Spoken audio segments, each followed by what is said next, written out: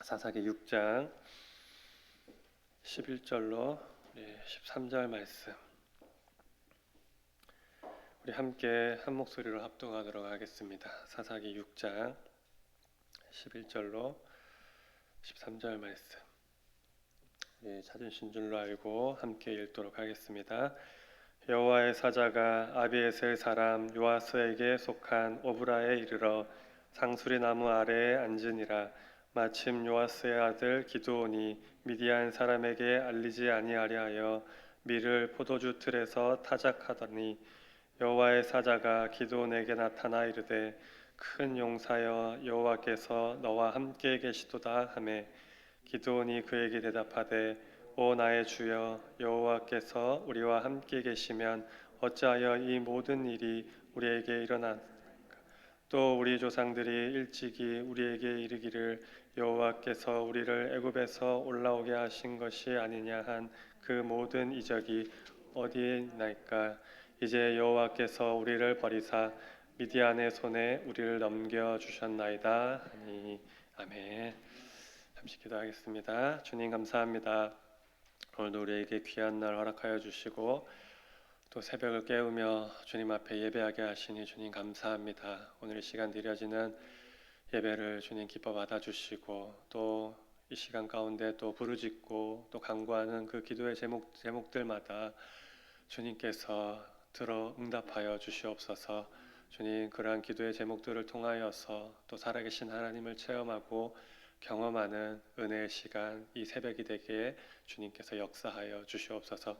오늘도 우리에게 또 귀한 말씀 주십니다. 이 말씀 붙들고 오늘 하루 또한 살아갈 수 있도록 주님께서 힘과 능력을 더하여 주시고 또 주님의 음성을 듣는 귀한 시간 되게 하여 주옵소서. 감사드리며 예수 그리스도의 이름으로 간절히 기도드립니다. 아멘. 아멘. 할렐루야. 아멘. 평안한 밤 되셨습니까? 오늘도 계속해서 말씀 볼 때 우리에게 또 주시는 또 귀한 하나님의 음성 듣는 시간 되기를 축복합니다. 첫 번째로 하나님 앞에서는 약한 것이 오히려 강한 것이 됩니다. 11절을 보면은 드디어 우리가 잘 아는 사사 기드온이 등장하게 됩니다. 그런데 지금 기드온의 모습이 어떠한 것 같습니까? 포도주 틀에서 밀을 타작하고 있습니다. 이것은 기드온이 미디안 사람들의 눈을 피해서 몰래 밀을 타작하고 있는 것입니다. 다시 말하면 기드온이 용기와 대담성을 타고난 용사라기보다는 적을 두려워하는 보통 사람과 같은 그러한 모습이었고 또 어찌 보면은 나약한 성품의 소유자요 보잘것없는 사람이었다라는 것을 알 수 있는 대목입니다. 그렇다면 이처럼 나약하고 보잘것없는 기드온이 어떻게 대적 미디안의 손에서 이스라엘을 구원할 구원자가 되었을까요? 그것은 하나님께서 기드온을 선택하셨기 때문입니다. 여러분, 하나님께서는 자신의 영광을 위하여 인간적으로 강한 자 혹은 능력 있는 자를 사용하시기보다는 참 아이러니한 것 같습니다. 오히려 약하고 무능한 자를 선택하시고 사용하시기를 기뻐하십니다. 왜 그럴까? 왜일까? 이렇게 묵상해 보면은 그래야 더욱더 하나님의 영광이 나타나고 그래야 더 주님의 역사함이 더 크게 부각되기 때문입니다. 연약하고 약한 자들을 통해서 하나님의 역사하실 때 더 하나님의 영광이 나타나고 더 하나님의 역사하심이 더 크게 나타나기 때문입니다. 따라서 하나님 앞에서는 강하고 능한 것보다는 오히려 약하고 무능한 것이 더욱 강한 것이고 또 능력 있는 것이라고 할 수가 있는 것입니다. 참 기상한 말입니다. 세상적으로 봤을 때 이게 말이 안 되는 것 같은데 약하고 능력 없는 게 하나님 앞에서 강하고 능력 있는 것이라고 말씀하는 것입니다.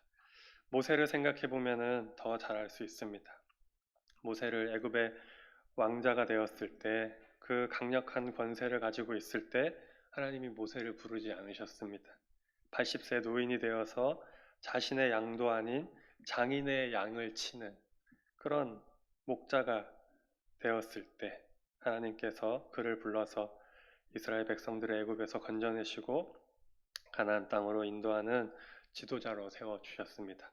또 이스라엘의 최고의 왕이자 강력한 국가를 세우고 성전 건축의 기초를 마련하였던 이 다윗을 부르실 때에도 다윗이 처음에 어떤 모습이었냐면 너무나 잘 알고 있죠.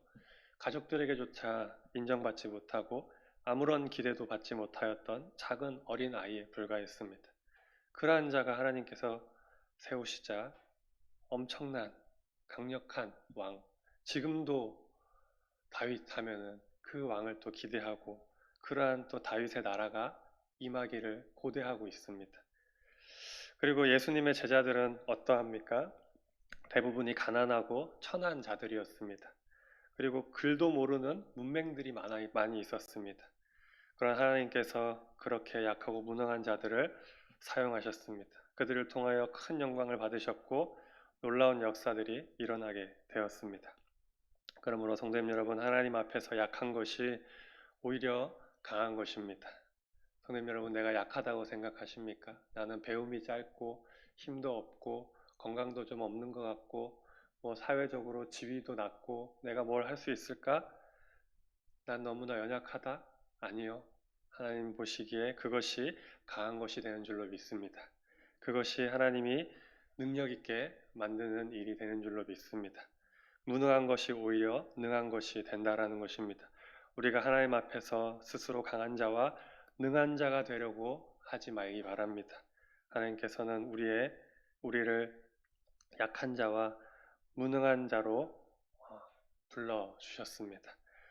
성도님 여러분, 우리가 하나님 앞에서 우리의 약함과 무능을 인정할 때 하나님께서는 우리를 강하고 능하게 하실 줄로 믿습니다. 강해지려고 능력 많은 자 되려고 하는 것이 아니라 하나님 앞에서 무능한 자라고 고백하고 인정하면서 나아가시기 바랍니다. 이제 우리는 언제나 항상 하나님 앞에서 약한 자와 무능한 자가 되어야 됩니다. 우리의 연약함과 무능함을 인정하고 철저하게 하나님만 의지하는 자가 될 때 역사는 일어나게 될 줄로 믿습니다. 두 번째로 인간의 가치를 결정하시는 이는 하나님이십니다. 12절을 보면은 여호와의 사자가 기드온을 큰 용사라고 부릅니다. 큰 용사 기드온. 그러나 이 호칭은 기드온과는 전혀 어울리지 않는 그러한 호칭입니다. 미디안 사람들을 피해서 또 숨어서 또 그 곡식을 빼앗기지 않기 위해서 포도주 틀에서 밀을 타작하고 있는 거예요. 전혀 큰 용사라는 호칭과 어울리지 않는 그러한 모습입니다. 오히려 겁쟁이나 비겁자라는 호칭이 더 어울릴지도 모릅니다. 그런데 그럼에도 불구하고 하나님의 사자가 기드온을 큰 용사라고 불렀던 것은 하나님께서 기드온을 큰 용사가 되게 하시기로 결정하셨기 때문입니다. 하나님이 그렇게 하셨기 때문에 이 하나님의 사자가 기드온에게 큰 용사라고 호칭하였던 것입니다. 이것이 무엇을 의미하는 것이겠습니까? 인간의 가치를 결정하시는 이는 오직 하나님이시라는 것입니다. 여러분, 사람의 가치는 타고난 운명이나 인간 스스로 노력하여서 개척함으로 결정된다라고 생각할 수 있지만 그렇지 않습니다. 아무리 좋은 집안에서 태어나고 또 뛰어난 재능을 가졌다 할지라도 성실한 사람일지라도 하나님께서 그를 하찮게 하시면 하찮은 존재가 될 수밖에 없는 것입니다. 그러나 반대로 아무리 하찮은 사람일지라도 아무리 능력도 배경도 없을지라도 아무리 연약할지라도 하나님께서 그를 높여 존귀케 하시면 높아지는 것이고 존귀하게 되는 것입니다. 겁쟁이 기드온이 큰 용사가 되었듯이 그렇게 되는 것입니다. 요셉을 한번 생각해 보시기 바랍니다. 형들에 의해서 노예로 팔려갔습니다. 가장 낮고 천한 신분이 되었습니다. 그런데 거기서 더 밑바닥으로 떨어집니다. 억울하고 지저분한 누명을 쓰고 감옥에 갇혀서 죄수가 되었습니다. 인생이 완전히 망가진 거예요. 그 누구도 회복시킬 수 없는 지경에 처하게 되었습니다. 하지만 하나님이 돌려놓으셨어요. 가장 낮은 자리에서 가장 높은 자리로 하나님께서 돌리시니까 가장 밑에 있던 자가 그대로 돌아가니까 맨 위로 올라가게 된 것입니다. 그래서 애국뿐만 아니라 당시 모든 나라에서 모든 사람들 가운데 가장 영향력 있는 가장 존귀한 사람이 되었습니다. 반면에 바벨론 왕 느부갓네살은 어떠했습니까? 그는 대제국 바벨론을 건설하고 또 왕으로서 그 누구보다 대단한 권세를 지닌 존재였습니다. 하지만 하나님께서 낮추시자 그의 모습이 벼랑간 짐승과 같이 변하였습니다. 사람들에게 쫓겨났고 들에 거하며 풀을 뜯는 비참한 신세가 되었습니다. 또 아이가 없었던 한나는 또 이렇게 고백하는 것을 보게 됩니다. 여호와는 가난하게도 하시고 부하게도 하시며 낮추기도 하시고 높이기도 하시는도다. 가난한 자를 진토에서 일으키시며 빈궁한 자를 걸음더미에서 올리사 귀족들과 함께 앉게 하시며 영광의 자리를 차지하게 하시는도다. 땅의 기둥들은 여호와의 것이라 여호와께서 세계를 그것들 위에 세우셨도다. 아멘. 성도님 여러분, 우리가 진정으로 존귀한 자가 되기 원한다면, 가치 있는 인생이 되기 원한다면 오직 하나님을 사랑하고 하나님을 경외하시기를 축복합니다. 그리할 때 하나님께서 사랑하시며 귀히 여기시는 자가 될 줄로 믿습니다. 주님이 세우실 때 높아지는 것이고 주님이 낮추실 때 낮아지는 것입니다. 마지막으로 죄에 대해서 무지하지 않아야 됩니다. 죄에 대해서 우리가 무지함이 없어야 됩니다. 13절을 보면은 기드온은 여호와의 사자의 말에 여호와의 사자가 이렇게 얘기합니다. 여호와께서 너와 함께 계신다라고 여호와의 사자가 기드온에게 이야기합니다. 그런데 그 말을 듣고 기드온이 이렇게 또 대답합니다. 만약 하나님께서 이스라엘과 함께 하신다면 어찌 우리가 이렇게 괴로움 당하고 있을 수 있느냐? 하나님이 우리를 버리셨다. 불평분만하는 모습을 보게 됩니다. 이것을 다시 말하면 잘못은 생각지도 않고 이스라엘의 잘못은 생각지도 않고 그저 미디안에게 고통당하는 것이 하나님께서 자기들과 함께하지 않으시고 자기들을 도와주지 않으시기 때문이라고 우리를 버렸다라고 생각하고 있는 것입니다. 그런데 이러한 불평은 기드온이 이스라엘의 죄악에 대하여서 무지하거나 깨닫지 못하고 있는 것을 보여주는 것입니다. 이스라엘이 어떤 죄를 저질렀고 자신들이 어떠한 상황 가운데 있는지 깨닫지 못하고 그 죄악에 대하여서 무지하였기 때문에 이러한 불평을 하고 있는 거예요. 참 터무니없는 원망입니다. 만약 기드온이 죄를 깨닫고 그 죄악 때문에 고통당하고 있다는 사실을 알았다면 이렇게 말하지 않았을 거예요. 아, 주님, 저희가 잘못했습니다. 우리가 큰 죄를 지었습니다. 어떻게 해야 됩니까? 아마 그렇게 대답했을 것입니다. 여러분, 이 말씀이 주는 교훈이 무엇이겠습니까? 죄에 대한 무지는 회개를 가로막는다는 것입니다. 또 죄에서 벗어나지 못하게 할 뿐만 아니라 원망과 불평이라는 또 다른 죄를 더하게 된다라는 것입니다. 결국 그것이 멸망에 이르게 하는 것입니다. 따라서 죄에 대한 무지는 그 어떤 죄악보다도 무서운 죄라고 할 수 있습니다. 사실 우리가 정말 두려워해야 할 것은 죄악 그 자체보다도 이처럼 죄를 깨닫지 못하는 죄에 대한 무지입니다. 왜냐하면 죄를 지었다 할지라도 그것을 깨닫기만 하면 죄를 깨닫기만 하면 회개하고 용서받고 회복된 삶을 살 수 있지만 죄에 대하여 무지하여서 죄를 죄로 알지 못하면 회개할 수도 없고 또 용서받고 회복된 삶을 살 수도 없기 때문입니다.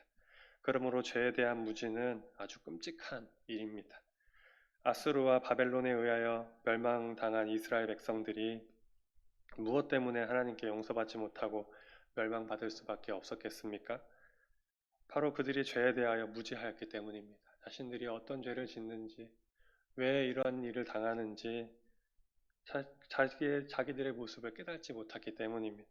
죄에서 돌이키지 않았기 때문입니다. 또한 오늘날 하나님께 나와 구원받지 못하고 사망과 죽음의 길로 달려가는 세상 사람들을 보아도 그러한 것들을 우리가 알 수 있습니다.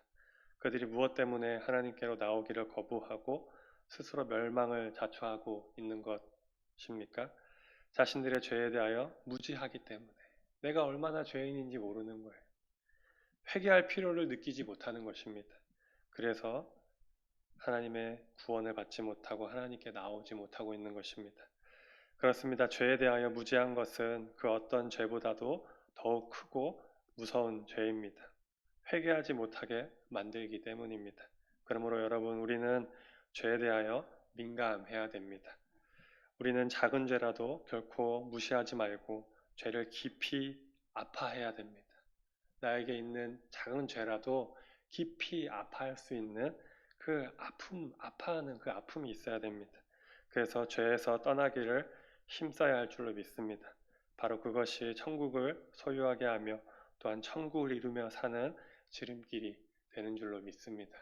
우리 성도님 여러분, 오늘 하루를 이렇게 사시면서 우리의 모습을 조심스럽게 하나하나 돌아보시면서 하루하루 또 생활하시기 바랍니다. 그렇게 하며 나아갈 때 하나님께서 우리 건지시고 또 도우시고 인도하시는 그 손길들을 또 경험하고 체험하게 될 줄로 믿습니다. 아멘. 같이 기도하겠습니다. 하나님 아버지 감사합니다. 주님, 오늘 우리에게 또 귀한 말씀을 주셨습니다. 주님 앞에 연약하고 무능한 자임을 다시 한번 고백하는 우리가 될 수 있도록 주님께서 인도하여 주시옵소서. 우리가 스스로 잘난 체하며 능력 있다 생각하지 않게 하여 주시고 늘 겸손함으로 하나님을 의지하고 하나님께 도움을 청하며 하나님을 바라며 살아가는 우리 성도들 다 되게 하여 주시옵소서.